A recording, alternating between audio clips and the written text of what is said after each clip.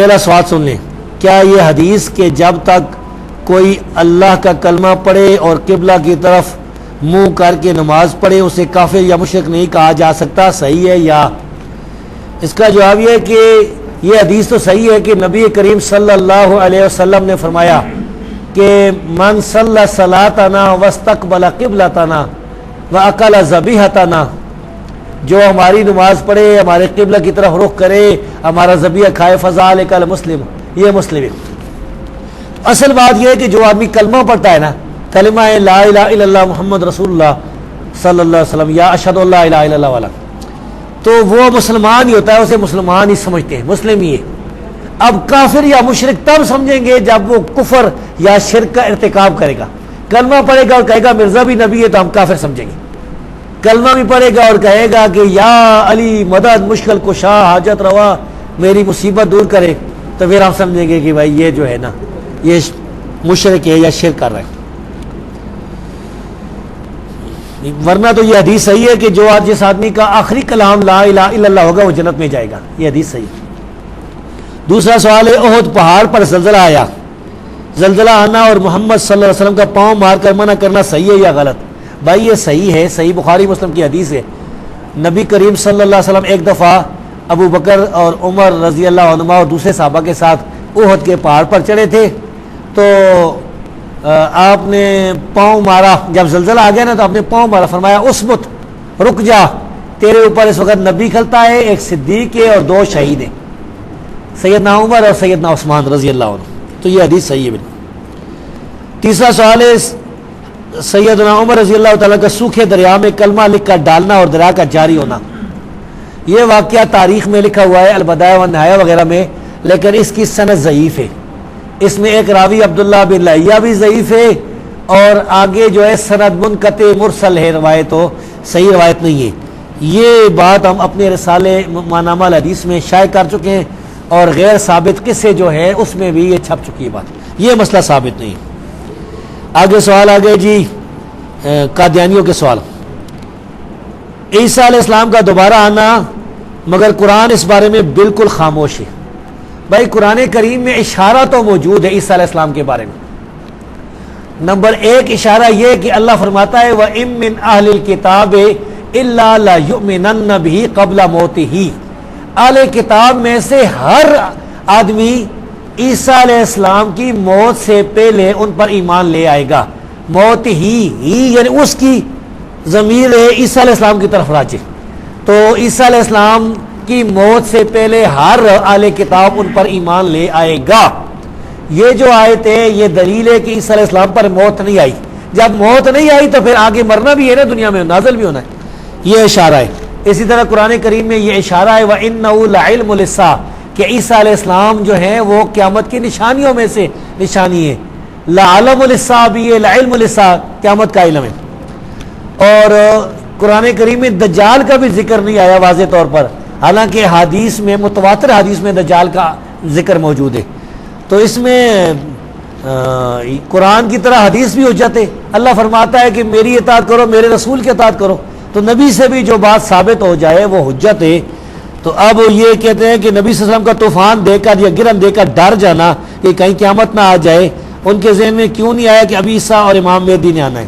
اور بڑی قیامت والی تو بات نہیں ہے، ویسے کوئی عذاب کی کوئی چیز آدمی دیکھ کے ڈر جاتا ہے تو یہ ڈرنا فطری بات ہے، اللہ سے ہر وقت ڈرنا چاہیے۔ نبیوں نے امت کو عاجزی سکھائی ہے، اگرچہ نبی جو ہے وہ بخشا ہوا جنتی ہوتا ہے، پھر بھی اللہ سے نبی صلی اللہ علیہ وسلم دعا کرتے تھے اے اللہ میری خطائیں معاف کر دے، حالانکہ نبی کی خطائیں ہوتی نہیں، تو وہ تو اللہ سے ڈرنا ہی چاہیے۔ بہرحال عیسیٰ علیہ السلام کے بارے میں صحیح اور متواتر حدیثیں ہیں کہ عیسیٰ علیہ السلام جو ہیں وہ نازل ہوں گے، یعنی قیامت سے پہلے انہوں نے آنا ہے۔ مرزا غلام احمد قادیانی ایک شخص گزرا ہے پنجاب میں جس نے یہ دعویٰ کیا تھا کہ میں مسیح موعود ہوں، میں عیسیٰ علیہ السلام ہوں، اور پھر وہ حدیثوں کو تعویل کرتا تھا کہ اس سے مراد عیسیٰ علیہ السلام کا نازل ہونا نہیں ہے بلکہ عیسیٰ علیہ السلام کا پیدا ہونا ہے۔ اس نے ایک کتاب لکھی ہے حمامت البشرا، اس کتاب میں مرزا قادیانی نے ایک اصول بیان کیا ہے۔ اصول یہ ہے کہ جس پیشنگوئی میں، پیشنگوئی کہتے ہیں غیب کی خبر کو، نبی اگر کوئی پیشنگوئی بیان کرتا تھا تو اس پیشن گوئی میں اگر قسم کھائی جائے کہ اللہ کی قسم یہ ہوگا تو مرزا قادیانی کہتا ہے وہ پھر ظاہری معنی مراد ہوتا ہے، تعویل نہیں کی جاتی، مجاز نہیں ہوگا، حقیقت ہوگی. سمجھ آئی بات؟ اب حدیث میں آیا کہ رسول اللہ صلی اللہ علیہ وسلم نے فرمایا اللہ کی قسم ہے عیسیٰ بن مریم نازل ہوں گے تمہارے درمیان، تو پھر وہ نازل ہی ہوں گے، پیدا ہونے والی بات نہیں ہے، کسی حدیث میں پیدا ہونے والی بات نہیں. یہ لمبا مسئلہ ہے، اس بارے میں میرا ایک مضمون چھپا ہوا ہے میری کتاب مقالات جو اس کی پہلی جلد میں، وہ دیکھ لیں. نماز کے لیے تنخواہ دار حافظ رکھا جائے جبکہ مقتدیوں میں ان سے زیادہ علم والوں کا موجود ہونا. تو اگر نماز کے لیے حافظ رکھا جاتا ہے جو پابندی کرتا ہے، نمازیں بھی پڑھاتا ہے، بچوں کو بھی پڑھاتا ہے، تو بھائی یہ تو ٹھیک ہے. اب اگر اس کو تنخواہ دی جاتی وظیفہ تو یہ بھی جائز ہے. صحیح بخاری کی حدیث ہے کہ آپ نے فرمایا ان حق کا ما خستم علیہ اجرن کتاب اللہ، سب سے زیادہ تو اجر کی مستحق کتاب اللہ ہے. اور اس بارے میں آثار بھی ہیں، ہم نے ایک مضمون لکھا ہوا ہے اس بارے میں جو رسالہ الحدیث میں چھپا ہوا ہے. اسلاف سے ثابت ہے یہ بات. جو تنخواہ نہیں لے جائے اس کی مرضی ہے، لیکن اگر ایک آدمی غریب ہے بیچارہ اور کام کوئی نہیں کرتا اور بچوں کو بھی پڑھاتا ہے، حافظ ہے، تو اس کی جو ہے نا تنخواہ بند نہ کریں آپ. اجرت کی دلیل میں بکریوں والا قصہ بیان کیا جاتا ہے یا خلفائے راشدین کا وظیفہ لینا. خلفائے راشدین کا وظیفہ لینا تو ہم بیان نہیں کرتے بھائی، بکریوں والا قصہ خیر بیان کرتے ہیں. جبکہ بکریوں والے واقعے میں حق ضیافت نہیں دیا گیا اور وہ لوگ یہودی تھے، وہ لوگ جو بھی تھے کافر ہوں. مسئلہ یہ ہے کہ انہوں نے دم پڑا تھا اور دم کی وجہ سے بکریاں ملی تھی، وہ لے آئے تھے اور نبی کریم صلی اللہ علیہ وسلم نے بھی اس میں سے کہا میرا حصہ جو ہے. تو یہ مسئلہ جو ہے ثابت ہو گیا. کسی خاص واقعے کے ساتھ مسئلہ مقید نہیں ہوتا، عام دلیل سے صدا ہوتا ہے. تو خلفائے راشدین والی بات تو خیر گئی. اس دور میں بھی بے شمار مساجد تھے، کتنے صحابہ نمازوں کا وظیفہ لیتے تھے اور کتنا لیتے تھے. بھائی اس کا کوئی واضح ثبوت نہیں ہے کہ لیتے تھے نہیں لیتے تھے، لیکن آثار تابعین کے موجود ہیں جو کہتے ہیں جائز ہے تعلیم قرآن کا وظیفہ دینا. حنفیوں کے نزدیک جائز نہیں، امام حنیفہ اس کو جائز نہیں سمجھتے تھے. حنفی حضرات جو ہیں اس مسئلے میں امام حنیفہ کو چھوڑ کے پرانے بعد کے دور کے مولویوں کے پیچھے چل رہے ہیں. علم الکلام کسے کہتے ہیں اور ائمہ اربعہ نے اسے کیوں پسند نہیں کیا؟ علم الکلام اس علم کو کہتے ہیں جو یونانیوں سے لیا گیا ہے، جس میں مثال کے طور پر اللہ تعالیٰ عرش پر ہے، وہ کہتے ہیں عرش پر نہیں ہے، ہر جگہ ہے. اللہ کا ہاتھ ہے، وہ کہتے ہیں نہیں ہاتھ نہیں، قدرت ہے. اللہ نازل ہوتا ہے، وہ کہتے ہیں نازل نہیں ہوتا ہے، رحمت نازل ہوتی ہے. قرآن اللہ کلام ہے، کہتے ہیں نہیں نہیں اللہ کا کلام نفسی ہے، یہ لفظی ہے، یہ علم کلام ہے. تو اس کو ائمہ کرام ناپسند کرتے تھے. قاضی ابو یوسف بھی اس کو ناپسند کرتے تھے. یہ جو ہو رہے ہیں نا تو پھر آپ کو دے دوں. ہاں اچھا جی، یہ آ گیا جی. یہ ایک آدمی نے داڑھی کے بارے میں سوال کیا ہے کہ میری صحیح رہنمائی کریں. آپ ایسا کریں کہ وہ مانامہ الحدیث میں بالوں کے احکام جو ہم نے شائع کیا ہے اس کا مطالعہ کر لیں، آپ سمجھ جائیں گے انشاءاللہ. یہ لے لیں جی کہ بالوں کے احکام جو ہے اور داڑھی کے بارے میں ہم نے صحیح مسئلہ واضح کر دیا ہے کہ داڑھی کے بارے میں کیا مسئلہ ہے. داڑھی چھوڑنا فرض ہے، اب کتنا فرض ہے، کینچی لگانا حرام ہے کہ نہیں، تو وہ ہم نے ساری باتیں عرض کر دی اور میں نے آپ کو پہلے بتا دیا. آپ سوال پر سوال ہے تو اس کے لیے اگر آپ کو سمجھ نہیں آتی تو پھر ہمارے پاس ضرور تشریف لے آئیں. یہاں جلسے میں معارضہ کرنا میں اگر سوال کا جواب دوں پھر کہنا نہیں اس طرح یہ کسی کو کوئی حق اثر نہیں. جو بھی سوال کرے گا لکھ کر دے. انسان کے جسم سے روح نکلنے کے بعد زندہ ہوتی ہے یا کہ مردہ؟ بھائی اس کا مجھے کوئی جواب پتہ نہیں ہے، یہ فضول سوال ہے کہ روح جو ہے وہ زندہ ہے یا مردہ. بس روح جب انسان کے جسم سے نکل جاتی ہے تو وہ روح ہے، جسم سے نکل گئی ہے.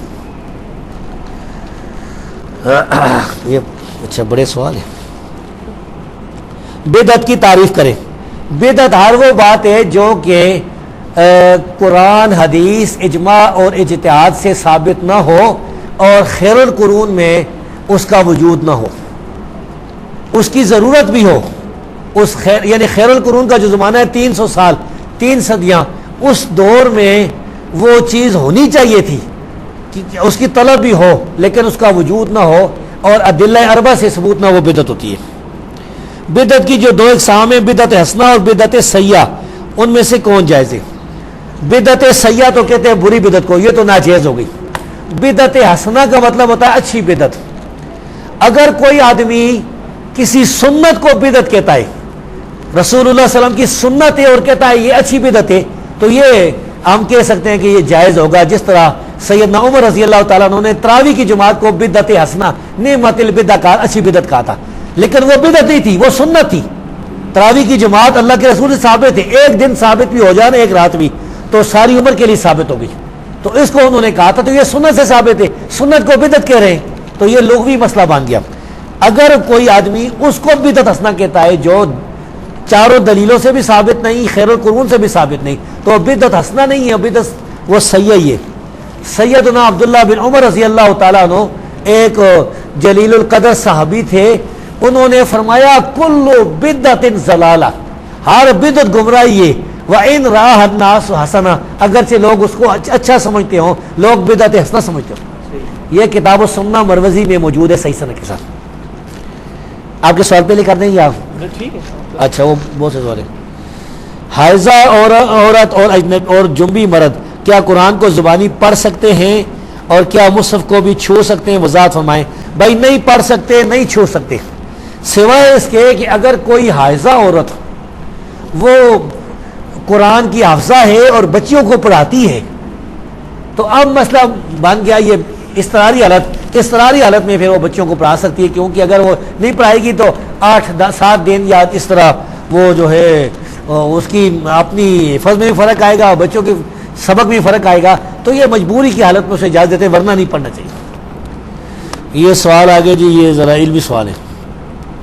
سوال نمبر 1 ہے، ہم چند تعلیم یافتہ نوجوان کئی ماہ تحقیق کرنے کے بعد 28 مئی 2008 کو آپ کے پاس حضروں آئے اور الحمدللہ بریلویت کو چھوڑ کر کتاب و سنت کا راستہ سلف کے منہج پر اختیار کیا.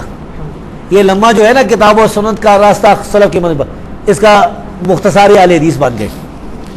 مگر کچھ ہی عرصے میں یہ انتہائی تلخ حقیقت آشکار ہوئی کہ اہل حدیث حضرات کی اکثریت ہی ناسبیت اور یزیدیت کے مرض میں بری طرح مبتلا ہے. ناسبی کہتے ہیں جو سیدنا علی رضی اللہ تعالیٰ عنہ، مولا علی رضی اللہ تعالیٰ عنہ سے بغض رکھتے ہیں، ان کو ناسبی کہتے ہیں. تو بھائی یہ اکثریت تو نہیں ہوگی، کچھ لوگ ہی ہوں گے. ہم جو ہیں ہم تو اس ناسبیت سے بری ہیں. اور یزیدیت سے مراد ممکن ہے ان کی یہ ہوگی کہ یزید کو امیر المومنین کہتے ہیں رضی اللہ عنہ وغیرہ، اس کا دفاع کرتے ہیں. جبکہ صحیح مسلم کی حدیث میں نبی صلی اللہ علیہ وسلم نے سیدنا مولا علی جو ہے نا، یہ حدیث سے ثابت ہے، لیکن مولا کا مدد یار ہوتا ہے، پیارا یار. اس سے مطلب مشکل کشا نہیں ہوتا، حاجت روا نہیں ہوتا، یہ یاد رکھیں. مولا کہتے ہیں جگری یار کو، جو رسول اللہ صلی اللہ علیہ وسلم سے محبت کرتا ہے، علی سے ہی محبت کرتا ہے، کی محبت کو ایمان کی نشانی قرار دیا ہے. ہم کہتے ہیں بالکل جی، سارے اہل حدیث علی رضی اللہ تعالیٰ عنہ سے محبت رکھتے ہیں سوائے ان کے جو ناسبی ہیں. تو بھائی ناسبیوں سے ہم بری ہیں، ناسبی غلط ہیں.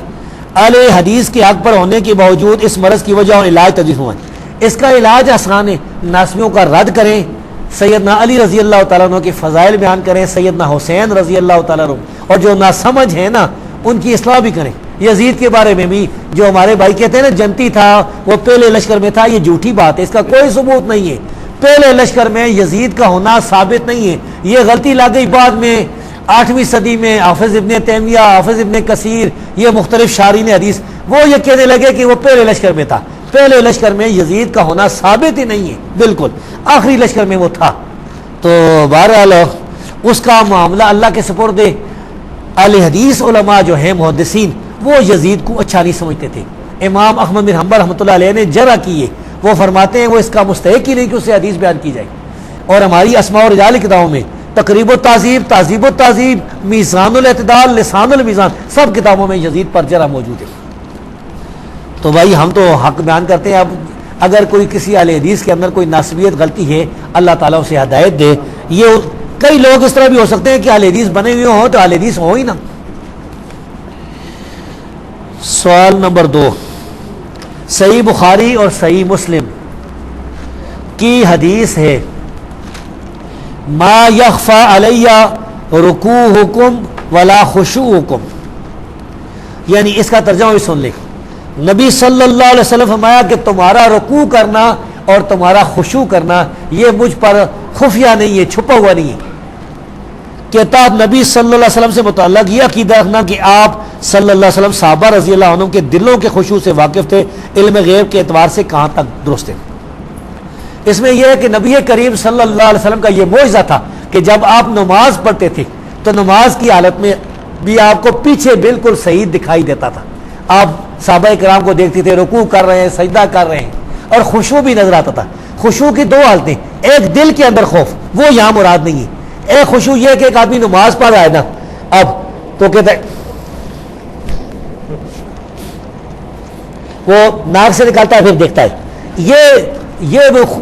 یہ لوگوں کے اندر باتیں ہوتی ہیں. تو جو آدمی بالکل خشوع کے ساتھ نماز پڑھا, اس کا ہاتھ بھی نہیں اٹھتا بالکل, تو یہ جو بات یہاں مراد ہے کہ آپ صلی اللہ علیہ وسلم یہ دیکھتے تھے. آپ کو یہ بھی نظر آتا تھا کہ کون جو ہے نا وہ صحابی یعنی اپنے ہاتھ بلند کر رہا ہے, وہ خارج کر رہا ہے داڑھی کی, یا اگر دل کی بات بھی اگر کوئی کتاب مراد ہے تو ہم کہتے ہیں اس کا ثبوت دو صحابہ تابعین یا سلف صالحین سے کس نے یہ معنی کیا ہے. اگر تم نے ثبوت دے دیا ہم مان لیں گے, کیونکہ اگر اللہ تبارک و تعالیٰ نبی کریم صلی اللہ علیہ وسلم کو کسی کے دل کی بات بتا دے وحی کے ذریعے تو یہ بھی ٹھیک ہے.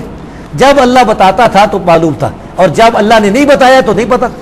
قرآن کریم کی آیت اللہ فرماتا ہے کہ مدینہ کے اندر منافق بھی ہیں, لا تعلمہم, اللہ فرماتا ہے تو نہیں جانتا ان کو, نحن نعلم, ہم جانتے ہیں.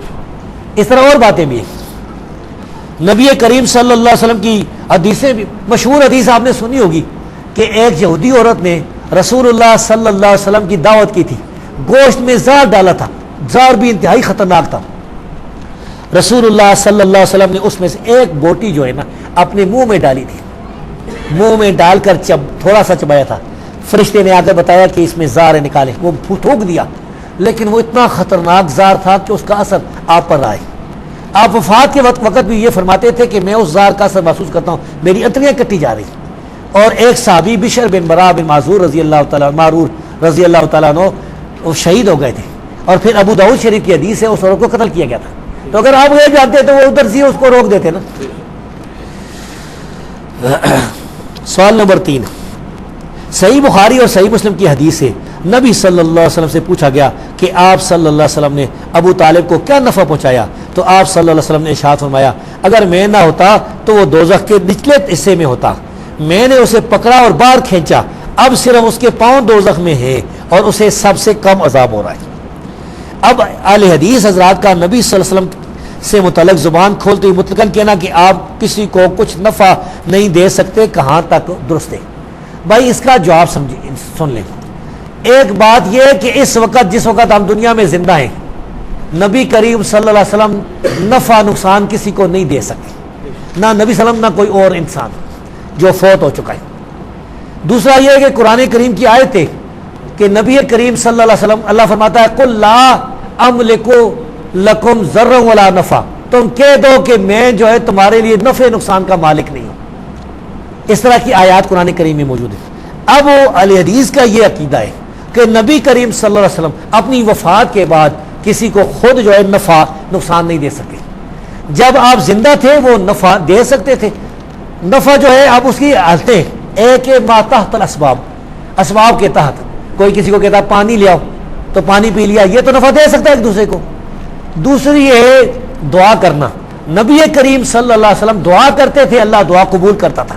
تو یہ دعا والی بات ہے, یا آپ نے جب اس کو دیکھا ہے جہنم میں تو اللہ سے دعا کی ہوگی اور پکڑ کے باہر نکال دیا, لیکن یہ جو نکالا بھی ہے اس کا جو عذاب ہو رہا ہے نا, تھوڑا عذاب, اس کے ساتھ اس کا دماغ بھی کھول رہا ہے, یہ بھی صحیح حدیث ہے. تو یہ بات بالکل صحیح ہے, ہم مانتے ہیں برحق کے کہ نبی کریم صلی اللہ علیہ وسلم کی دعا قبول ہوتی تھی, اور اس طرح اور بھی نیک لوگ ہو سکتے ہیں جس کی دعا قبول ہو اور دعائیں قبول ہو جاتی ہیں. ہمارے گاؤں کا واقعہ ہے جی, ایک آدمی جو شاعر تھا, جنگی نام تھا, وہ شاعر تھا. ہمارے ایک رشتہ دار نے اس کی زمین پر قبضہ کر لیا. اس شاعر کا دیوان بھی چھپا ہوا ہے, جنگی شاعر تھا اس کا نام, لیکن جو رشتہ دار ہے میں اس کا نام نہیں لوں گا. اس نے اس کی زمین پر قبضہ کر لیا. قبضہ کیا کس طریقے سے؟ ایک آدمی کو جنگی بنایا, ایک آدمی کو گواہ بنایا, اور یا ایک آدمی کو جنگی بنایا, دو آدمی کو گواہ بنایا, اس طریقہ کیا. انگریزوں کا دور تھا, تحصیلدار کے سامنے جا کر جہاں پر وہ رجسٹری ہوتی ہے اپنے نام رجسٹری کرا لی. سال کے بعد وقت جب گزر گیا تو اس جنگی کو اس جگہ سے, یہاں پر حضروں کا جو اب بسوں کا اڈا ہے نا, یہ وہ جگہ تھی قبرستان کے ساتھ, تو اس جنگی کو پکڑ کر پولیس کے ذریعے ہمارے رشتہ دار نے باہر کھینچ کے پھینک دیا تھا اپنی زمین سے. تو وہ اس وقت دعائیں کرتا تھا, وہ دعائیں کرتا تھا, وہ کہتا تھا کہ تجھے اللہ تعالیٰ پاگل کتا جو ہے نا تجھے کاٹے. وہ اللہ سے یا اللہ اس کو چلا کتا لڑا, وہ یہ دعا کرتا تھا. وہ جو جنگی بنا تھا اس کو کہتا تھا یا اللہ اس کو آگ میں جلا دے. اور تیسرے کے بارے میں وہ دعا کرتا تھا یا اللہ یہ لاولد مار جائے. یہ 3 دعائیں اس نے کی ہیں. یہ تینوں دعائیں قبول ہیں. وہ ہمارا رشتہ دار کراچی گیا, اس کو جو پاگل کتا تھا اس نے اس کو کاٹ کھایا, اور وہ پھر ایک اپنے مہینے کے اندر مر گیا. جب لاش ہمارے گاؤں سے قبرستان پر کہ اس کے جہاں پر اس نے اپنا وہ گاؤں آباد کیا تھا چھوٹا سا, ادھر لے کے جا رہا تھی. جنگی کھڑا تھا, کہتا تھا کدھر لے کے جا رہا ہے میری زمین. وہ دوسرا جو آدمی تھا وہ پنڈی میں کسی ہوٹل پر کام کر رہا تھا, تو ادھر وہ اسٹوو پھٹ گیا نا, تو آگ لگی اور اس میں جل کے مر گیا. تیسرا اللہ ولد مرا. تو اللہ تعالیٰ دعا قبول کر سکتا ہے. یہ نبی کی دعا قبولیت والی بات ہے. دعا والا تو نفع دے سکتے ہیں. نبی کریم صلی اللہ علیہ وسلم قیامت کے دن بھی نفع دیں گے, امت کے لیے دعا کریں گے یا اللہ ان کا حساب کر, شفاعت بھی کریں گے. اور اللہ سے دعا کرتے ہیں کہ میری اور آپ سب کی اللہ کے رسول صلی اللہ علیہ وسلم قیامت کے دن سفارش کریں, شفاعت کریں. چوتھا سوال ہے صحیح بخاری اور صحیح مسلم کی حدیث کا مفہوم ہے. نبی صلی اللہ علیہ وسلم نے ایک صحابی کو روزہ توڑنے کے کفارے کا انوکھا طریقہ تجویز فرمایا کہ وہ نبی صلی اللہ علیہ وسلم کی دی ہوئی کھجوریں خود ہی کھا لے.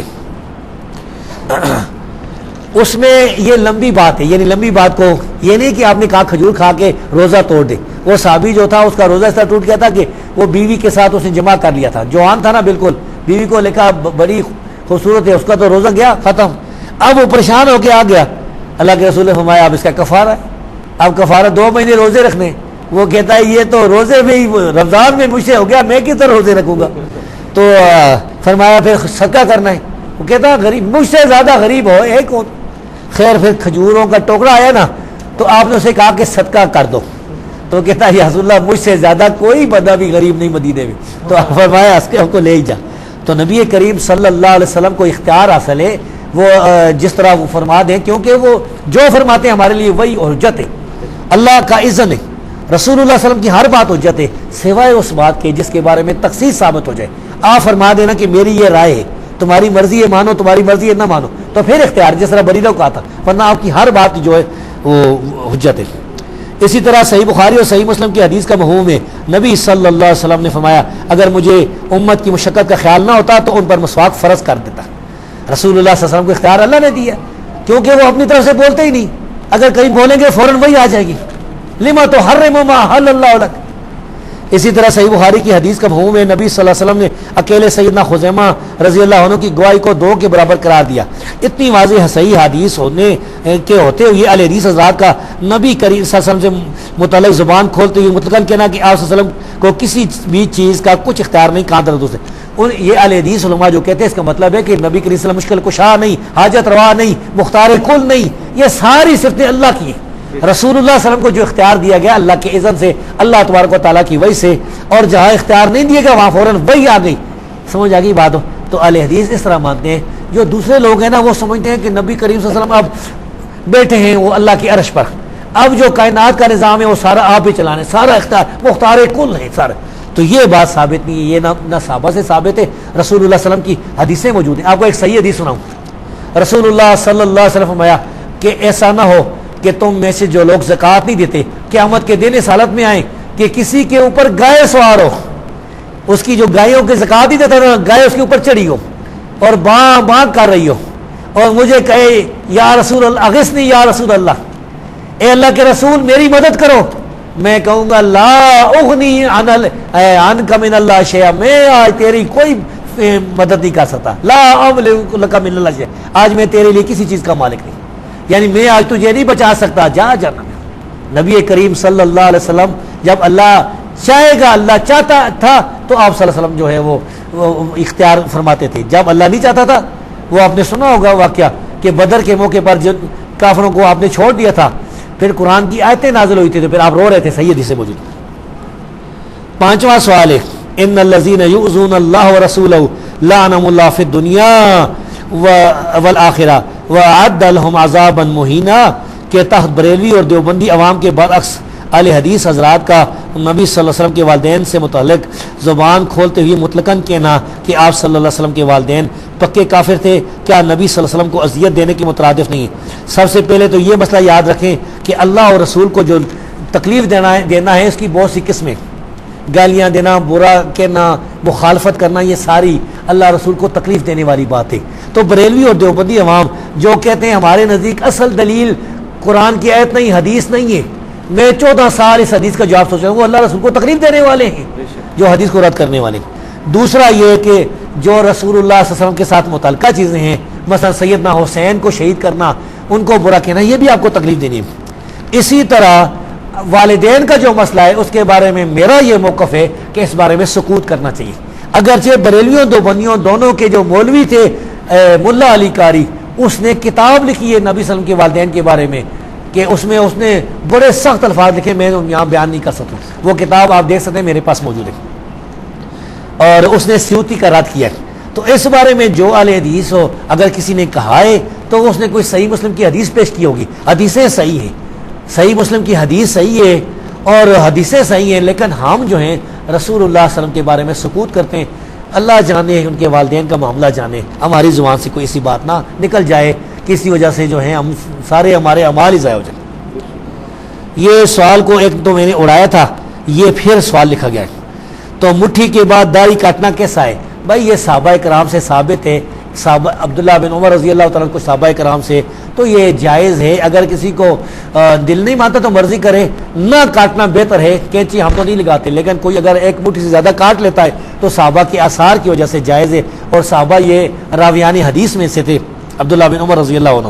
اور یہاں پر دو موقف ہیں، ایک موقف ہے کہ کینچی لگانا حرام ہے، یہ ہندوستان کے اس 100 سال 14ویں صدی کے علماء نے یہ مسئلہ بنایا ہے، یہ پہلے کوئی مسئلہ نہیں تھا۔ ایک مسئلہ یہ ہے کہ ایک مٹھی سے زیادہ کاٹنا واجب ہے، یہ مسئلہ شیخ البانی نے بنایا ہے، یہ پہلے بھی کوئی نہیں، یہ دونوں مسئلے غلط ہیں، شیخ البانی کا بھی اور یہ ہمارے کچھ استادوں کا بھی۔ صحیح مسئلہ یہ ہے کہ جائز ہے، کوئی کاٹ لیتا ہے ایک مٹھی سے زیادہ اور نہ کاٹے، یہ بہتر ہے۔ یہ بھی کوئی خیر مسئلہ نہیں ہے۔ چلو مسافے والا، مسافہ جو ہے 2 ہاتھ سے کرنا چاہیے، 1 ہاتھ سے، بھائی دونوں طرح جائز ہے، 1 ہاتھ سے مسافہ کرنا بھی صحیح ہے، 2 ہاتھ سے کرنا بھی صحیح ہے، یہ کوئی مسئلہ نہیں ہے۔ اور ہاتھ آدمی چوم بھی سکتا ہے، ہاتھ یا منہ، لیکن بشرطے کہ شہوت نہ ہو، ماں ہے، کوئی بزرگ ہے، اس کا یہ حدیث سے ثابت ہے۔ لیکن اگر جس کا شرک ہو رہا ہے، جس کو لوگ معبود خدا سمجھتے ہیں، اس کو جا کے جھکنا، اس کا ہاتھ چومنا، اس کے پاؤں، یہ صحیح نہیں ہے، حرام ہے۔ یہ تو ایسا ہے نا کہ ایک مثال کے طور پر میرا استاد ہے 100 سال بوڑھا ہے، میں جا کے جو ہے نا اس کے ماتھے پر یہ ہاتھ کو چوم لیا، یہ ثابت ہے آثار سے، کچھ نہ کچھ حدیث سے ہے، ملتا ہے ثبوت۔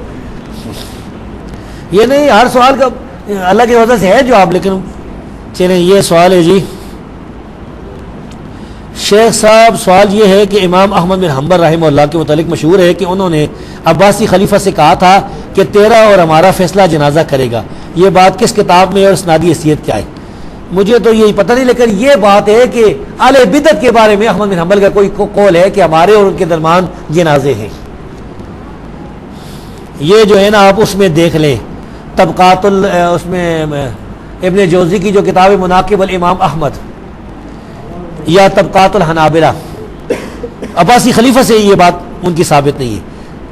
اور اسی طرح یہ مشہور ہے کہ جب آپ کا جنازہ ہوا تو آپ کے جنازے کو دیکھ کر 10,000 عیسائی مسلمان ہوئے، یہ ایک روایت تو لکھی ہے لیکن ضعیف ہے، یہ روایت صحیح نہیں ہے، اس میں محمد بن جعفر الورقانی نام کا آدمی مجہول ہے، اور یہ وہ نہیں تھا جو سکہ راوی تھا، کیونکہ سکہ راوی جو ہے وہ امام احمد بن حنبل کے دور میں ہی فوت ہو گیا تھا، یہ تو بعد میں کوئی اور راوی ہے۔ اس بات کا حوالہ جو ہے یہ کتاب جرح و تعدیل میں لکھا ہوا ہے غالباً ابن ابی حاتم رازی نے، اور مناقب ابن احمد بن حنبل کی جو کتاب ابن جوزی اس میں لکھا ہوا ہے۔ یہ اتنے بڑے سوال ہے، آپ خود غور کریں جی۔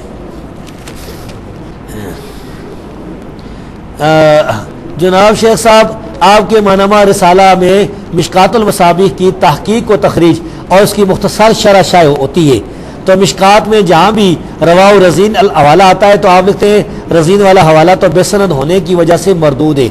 جدید رسالے میں بھی یہی بات لکھی ہوئی ہے، لیکن شیخ سوال یہ ہے کہ مؤلف مصابیح السنہ ابو محمد حسین بن مسعود بن محمد الفراء البغوی رحمہ اللہ نے جب کتاب لکھی تو انہوں نے بھی الفصل الثانی کے تحت امام رزین بن معاویہ الابدری رحمہ اللہ کے حوالے سے حدیث نقل کی ہیں.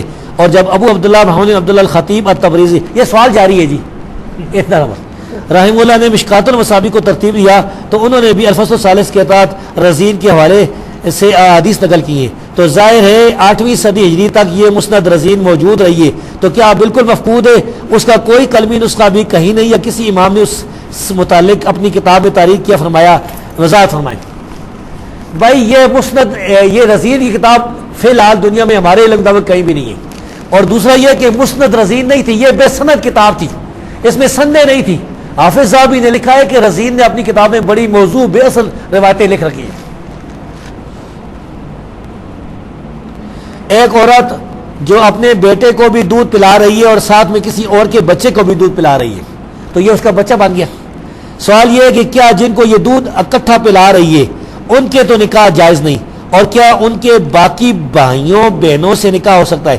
اب یہ جو ہے نا، اس عورت کا ایک اپنا حقیقی بیٹا ہے جس کو دودھ پلا رہی ہے، اور اس کے ساتھ دوسری عورت کا بھائی جو ہے نا دودھ پی رہا ہے.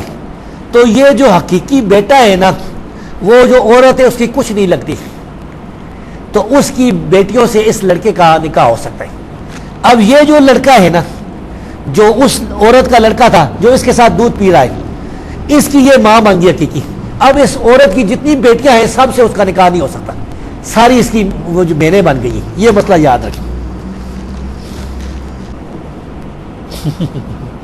آپ صلی اللہ علیہ وسلم نے ننگے سر نماز پڑھی، اس کی دلیل اور حدیث نمبر اور کتاب کا مکمل حوالہ بیان کرے. ہاں جی، یہ بھائی وہ بیان کرے جس نے یہ حدیث بیان کی. میں تو کوئی ایسی حدیث نہیں بیان کی کہ نبی صلی اللہ علیہ وسلم نے ننگے سر نماز پڑھی. ننگے سر نماز پڑھنے کا رسول اللہ صلی اللہ علیہ وسلم سے کوئی ثبوت نہیں ہے.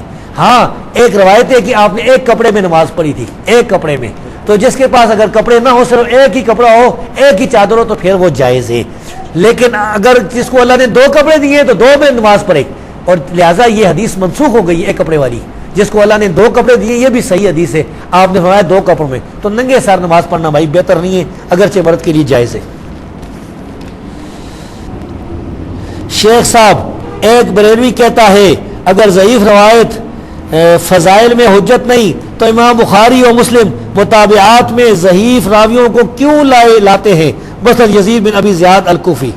بھائی یعنی متابعات یہ کہتے ہیں نا، مثال کے طور پر ایک آدمی کہتا ہے کہ میں نے جو ہے نواب وقت میں پڑھا ہے کہ جاج صاحب نے ڈیزل جو ہے سستا کر دیا. یہ ایک راوی ہے، سچا راوی ہے. دوسرا ایک ضعیف راوی ہے، وہ کہتا ہے میں نے نواب وقت میں پڑھا کہ جاج صاحب نے ڈیزل سستا کر دیا ہے. تو ضعیف راوی کو اس کی تائید میں لایا، کوئی فرق تو نہیں پڑتا وہ لاتے یا نہ لاتے، مسئلہ کوئی نہیں تھا. وہ تائید والی روایتیں بھی تو اصل صحیح روایتیں ہی ہیں جن کی تائید میں وہ لے کے آئے. تو یہ امام بخاری اور مسلم اصل میں نہیں لائے روایتیں ضعیف کی. میں یہ پوچھتا ہوں بریلویوں سے کہ ضعیف روایتیں اگر ہم پیش کرنا شروع کر دیں، جب ہم روایتیں، ہمارے پاس بھی تو بڑی ضعیف روایتیں اہل حدیث کے بعد میں، بلکہ سب سے زیادہ روایتیں تمہارے پاس ہیں کیونکہ محدثین تو اہل حدیث تھے. اب دیکھیں رفع دین کے بارے میں حدیث میں آیا ہے کہ نبی صلی اللہ علیہ وسلم وفات تک رفع دین کرتے تھے. معجم ابن عربی کی حدیث ہے. یہ ضعیف حدیث ہم پیش کریں تو مانے کا کون بریلوی مانتا ہے؟ یہ اصل میں ادھر یہ ضعیف حدیث بنانا چاہتے ہیں جدھر ہو ان کی مرضی ہے. ورنہ اگر ضعیف حدیثیں ہم پیش کرنی شروع کر دیں اور کتنی فاتح خلف الامام کے بارے میں، تو بھائی یہ سارا ہی جو ہے نا فراڈ ہے. حضرت مائی ہوا کا نکاح کے وقت حق مار کیا تھا؟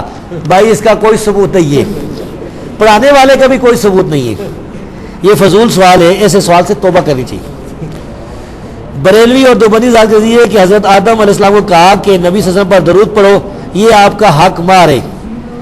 کیا یہ بات جائز قرآن و حدیث سے؟ اس کی وضاحت بیان فرمائیں. یہ بات جو ہے یہ ثابت نہیں ہے کہ درود حق مار تھا، یہ کوئی ثابت نہیں، جھوٹی بات ہے. اگر کوئی بریلوی دیوبندی کہتا ہے تو پھر اس سے کہیں حوالہ پیش کریں. مومن کا خواب نبوت کا 46واں حصہ ہے. کہتا تبلیغی جماعت اور دعوت اسلامی کے بھائی خوابوں کے ذریعے اپنے حق ہونے کا ثبوت دیتے ہیں، بلکہ رائے ونڈ اور ملتان کے اجتماعات میں کئی لوگوں نے خواب میں نبی صلی اللہ علیہ وسلم کو صحابہ سمیت آتے دیکھا ہے. اور الفیہ بیان موجود ہے. کیا شیطان خواب میں آ سکتا ہے؟ شیطان خواب میں تو آ سکتا ہے لیکن نبی صلی اللہ علیہ وسلم کی شکل میں نہیں آ سکتا. یہ بات پکی سمجھ لیں. شیطان جو ہے وہ رسول اللہ صلی اللہ علیہ وسلم کی شکل میں نہیں آ سکتا. لیکن شیطان جھوٹا ہے، وہ کسی اور کی شکل میں آئے اور کہے میں تیرا رسول ہوں، تو اس پر تو پابندی کسی نے نہیں لگائی. سمجھ آئی بات؟ میرے سامنے کئی لوگوں نے خواب بیان کیے. ہاں جی، میرے سامنے ایک آدمی نے خواب بیان کیا، دیوبندی ہے، کامرہ کرنے والا، غالی دیوبندی. اس کو میں نے دعوت دیتا تھا. وہ کہتا ہے میں نے خواب میں نبی صلی اللہ علیہ وسلم کو دیکھا، آپ نے فرمایا کہ یہ اہل حدیث جو ہے نا یہ صحیح نیند سے بات کر رہے ہو. ٹھیک ہے، وہ کہتا ہے میں دیوبندی ہو گیا. ادھر ایک دوسرا آدمی تھا، وہ ڈاکٹر وا فیکٹری کا. انہوں نے کہا میں نے نبی صلی اللہ علیہ وسلم کو خواب میں دیکھا ہے، آپ نے فرمایا تبلیغی جماعت والے صحیح نہیں ہے، ان سے بچو. تو دونوں یہ نہیں دیوبندی تبلیغی جماعت والے، دیوبندی تبلیغی جماعت والے. وہ ڈاکٹر جو تھا وہ اس کی ڈاکٹر اسرار کی پارٹی کا تھا، وہ بھی ہے. تو یہ جو ہے نا اس طرح کے خواب جو ہے نا یہ جو جھوٹے خواب ہے، یہ تو پتہ نہیں کس کو اس نے دیکھا ہے.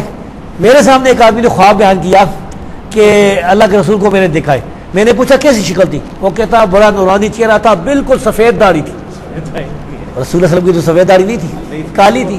تو بھائی یہ جو آدمی خواب دیکھنے کا دعویٰ کرتا ہے نا اللہ کے رسول صلی اللہ علیہ وسلم کو، اس کا کوئی اعتبار نہیں ہے آپ کی وفات کے بعد، کیونکہ شکل آپ کی جو ہے نا وہ جانتے نہیں ہیں. چہرہ مبارک جو ہے ہمیں کیا پتہ ہے. کوئی اگر بتا بھی دینا کہ آپ کس طرح چہرہ تھا، اس طرح داڑھی تھی، سمجھ نہیں آ سکتی صحیح. تو اس لیے خواب کو جو ہے وہ کوئی حجت نہیں ہے. بریلیوں کے خلاف، دیوبندیوں کے خلاف، دیوبندیوں کے خواب ادھر خلاف. طاہر القادری صاحب کے خواب جو تھے نبی صلی اللہ علیہ وسلم کا کرایہ نہیں تھا وغیرہ وغیرہ، معاذ اللہ، وہ ساری آپ کو پتہ. طاہر القادری صاحب نے پھر اس کے جواب بھی دیے تھے. انہوں نے 3 گھنٹے تقریر کی. انہوں نے کہا دیوبندیوں مجھے برا کہتے ہو، تم تو سارے خواب ہی خواب ہے تمہارے. خواب کا ایک واقعہ سناؤں. ہمارے گاؤں میں ایک عام آدمی ایک مولوی صاحب کے پاس گیا. انہوں نے کہا، وہ آدمی فوت ہوگا، اس کا نام رفاقت تھا، اللہ بخش. انہوں نے مولوی صاحب سے کہا کہ مولوی صاحب میں نے خواب میں دیکھا ایک آدمی کو جس کی داڑھی منڈی ہوئی ہے اور چہرہ سارا کالا سیاہی ملی ہوئی ہے. ایک آدمی کو خواب میں دیکھا. انہوں نے کہا جس آدمی کو تم نے خواب میں دیکھا منافق ہی ہے. انہوں نے کہا مولوی صاحب میں نے تجھے خواب میں دیکھا. وہ تھوڑی دیر خاموش رہا، پھر کہتا ہے کہ میں کل تک منافق تھا، آج جو ہے میں توبہ کر گیا. کیا امام ترمذی کے علاوہ کسی اور نے حسن صحیح کی اصطلاح استعمال کیے؟ اگر کیے تو اس سے کیا مراد ہے؟ حسن والی اصطلاح تو ثابت ہے، باقی مجھے جو ہے وہ یاد نہیں. کتنے رہ گئے باقی ہے نا؟ بس ہے جی، انشاءاللہ آپ ختم کرتے ہیں. اچھا جی، چلے دے دے، وہ دے دے بس. ہاں جی، بس کر دو جی. ہاں جی، رضا تو صحیح ہے کہ 2 سال بھی ہو جاتی ہے، لیکن مشکوک ہے بھائی، وہ جائز نہیں ہے، وہ گئی بیوی. ایک بریلوی کہتا ہے کہ سفیان کی عن عاصم بن کلیب والی روایت کے مطابق عبداللہ بن ادریس نے کی ہے اور سفیان نے الفاظ بڑھائے ہیں اور وہ اوسق ہے اور سکہ کی زیادتی مقبول ہوتی ہے. انہیں کہے بھائی مطابق نہیں کی ہے، مخالفت کی ہے. سفیان عبداللہ بن ادریس والی روایت جو اس میں رفعین نہ کرنے کے کوئی ذکر نہیں، اور سفیان ثوری والی روایت میں ذکر ہے. یہ سکہ ہے، بالکل مانتے ہیں، لیکن یہ مدلس تھے اور مدلس کی عن والی روایت صحیح نہیں ہوتی. خود بریلوی کہتے ہیں، فقہ الفقیہ میں لکھا ہوا ہے کہ سفیان ثوری مدلس تھے. بس یہ حنفی یہ کہتے ہیں کہ 20 رکعت تراویح حضرت عمر سے ثابت ہے اور غیر مقلدوں اہل حدیث نے تہجد کی 8 رکعتوں کو تراویح سمجھ رکھا ہے. کیا یہ بات درست ہے؟ یہ بات غلط ہے. سیدنا عمر رضی اللہ تعالیٰ عنہ سے 20 رکعت تراویح جو ہے ثابت نہیں بلکہ 8 ثابت ہے. آپ کو ایک لطیفہ سناؤں کراچی کا. کراچی میں ایسا ہوا کہ ایک مسجد بنائی نے ایک اہل حدیث عورت نے، ادھر بریلویوں کا محلہ تھا. تو جب امام اہل حدیث گیا تو لوگوں نے اعتراض شروع کر دیا. انہوں نے کہا بھائی نہیں، مسجد اہل حدیث کی وقف ہے تو آپ خیر آہستہ آہستہ کرتے. اس نے کہا آہستہ آہستہ دعوت دی رفعین ٹھیک ہے، نہ کرنے کو بھی اس نے کچھ نہیں کہا. آخر کچھ ایسا ہوا کہ لوگ جو ہیں وہ ان کے بچے آنے شروع ہو گئے اور پھر انہوں نے درس بھی دیا قرآن کا، تو لوگ بہت سے اہل حدیث ہوئے. پھر رمضان آ گیا. لوگوں نے کہا اب رمضان ہے، ہم 20 رکعت تراویح پڑھیں گے، ہم کل سے اپنا امام لائیں گے جو 20 رکعت تراویح پڑھائے گا. تم جو ہے 20 نہیں 8 پڑھتے ہو. اس اہل حدیث نے کہا یہ مسجد اہل حدیث کی ہے، ہم دوسرا امام نہیں لانے دیں گے، لیکن میں 20 پڑھوں گا، بے کام رہے. اگلے دن آ گیا جی اللہ اکبر، تو ٹھہر ٹھہر کے پڑھی. 3 گھنٹے لگے نا 20 رکعت پر. رکوع بھی صحیح ہے، سارے تنگ تھے پیچھے. یہ کیا ہو گیا؟ ادھر تو 20 رکعت ہوتی ہے ڈک ڈک ڈک ڈک ڈک ڈک، نہ رکوع صحیح ہے، تو سارے تنگ ہوئے محلے والے. اگلے دن 2 آدمی پوچھتے ہیں عشاء کے وقت کہ استاد جی کوئی 98 کو ثبوت ہے؟ اس نے جواب دیے 2 رکعتیں پڑھائیے. پھر 5-6 بولے جی. پھر صاحب نے کہا جی ہم 8 ہی پڑھیں گے. بھائی ثابت نہیں ہے 20 ہو خام کا. اگر پڑھتے ہو تو 20 نے کہا کہ بندے نے پتر مان کے پڑھو 20. ٹھہر کے آہستہ آہستہ. یہ کہ 5-6 یا 10 یا 15-20 منٹ میں نماز پڑھ کے ہو گئے, نہ رکوع صحیح نہ سجدہ صحیح. مکے مدینے والوں کا کہتے ہیں مکے میں کوئی 300-350 مسجدیں, سب میں جو ہے 8 رکعت ہوتی ہیں. تو صرف خانہ کعبہ میں سیاست کے طور پر سعودی بادشاہوں کا کیا اعتبار ہے؟ سیاست, وہ ساری سیاست ہے. پاکستان کی بادشاہ زرداری ہو, سعودی کی ہو, یہ ساری سیاست ہے بھائی. دوسری طرف, ہاں جی دوسری طرف بھی کچھ سال تھا. اس کا دوسری طرف صفحے. اچھا یہ آگے جی, یہ فضول سوال ہے. اچھا جی بس یہ جو ہے بھائی اللہ تبارک و تعالیٰ آپ کو مجھے جزائے خیر عطا فرمائے. یہ پروگرام جو ہے اللہ قبول فرمائے. وقول قولی استغفر